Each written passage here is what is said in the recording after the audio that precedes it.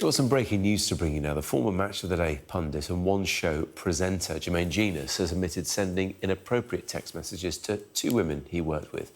In an interview with The Sun newspaper, he said that he'd had to tell his wife, Ellie, that he was fired and that she was, in his words, absolutely raging. He said, "I have let myself down, my family, friends and colleagues. And I owe everyone an apology, especially the women with whom I was messaging. I am so sorry." Alice Porter is in the newsroom for us.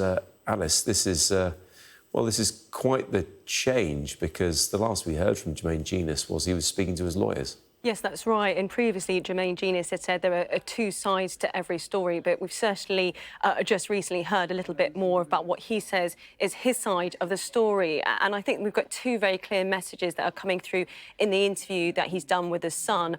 On the one hand, he's quite contrite, he's apologising particularly in regards to his wife, but he's also quite firm in saying that nothing he did was illegal.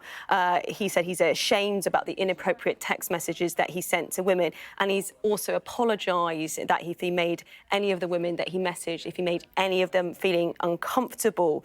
And of course, this comes after being sacked by the BBC very recently because of concerns about allegations that being made about messages that he had been allegedly sending to female colleagues.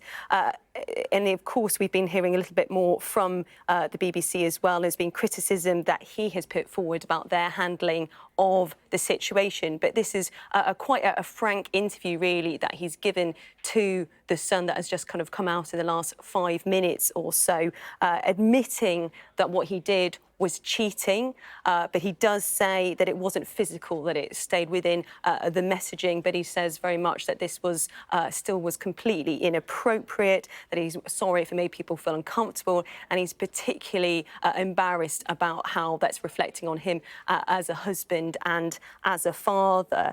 This is obviously a row that's been rumbling on for a couple of days now. He had said that there was two sides to every story after being axed by the BBC after these allegations that he sent unsolicited messages to a female colleague. And he said there were two sides to every story, but certainly what we've been hearing from him in the last 10 minutes or so is that he's been putting his side very much across about what those allegations are, but he's been very keen to stress that nothing was done that was illegal. But he has apologised and confirmed that what he did was in fact cheating, but said it was not physical.